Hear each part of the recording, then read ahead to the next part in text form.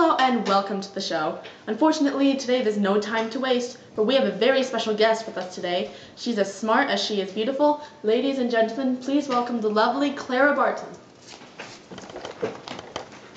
Hello, and how are you doing today? Well, I'm doing fine. How are you? I'm doing great. I'm so excited to be here with you today.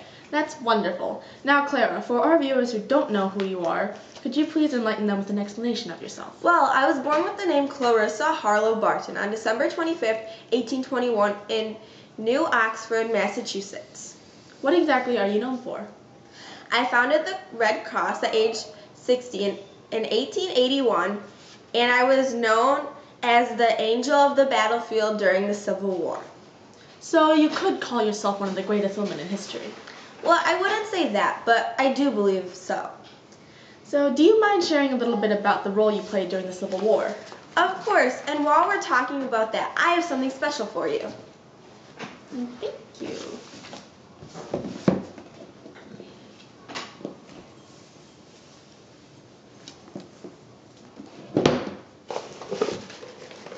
It's the first aid kit. Thank you very much. You're welcome.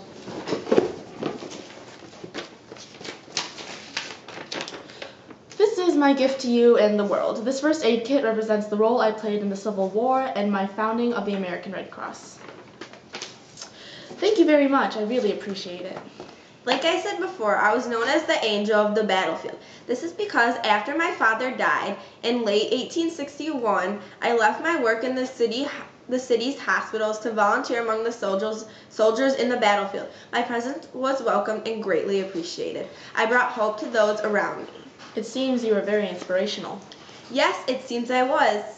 Could you please define what the Red Cross was? It was a humanitarian organization that is dedicated to helping people in need throughout the nation. We provide emergency assistance, disaster relief, and education throughout the U.S. What led you to founding the American Red Cross? I established it in Washington, D.C. on May 21st, 1881.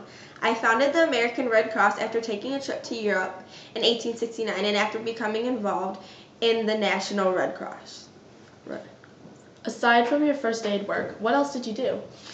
After becoming acquainted with Frederick Douglass, I became an activist for blacks. Also, after meeting Susan B. Anthony, I began a long association with the women's suffrage movement. Wow, you were a very busy woman. So what did you do in your years before the Civil War? I became a teacher in dozens of schools in Canada and West Georgia in 1838. I also opened a free school in New Jersey. Well, that concludes your amazing life. Well, thank you for joining us today, Clara, and it was a pleasure to have you here today. Well, thank you for having me.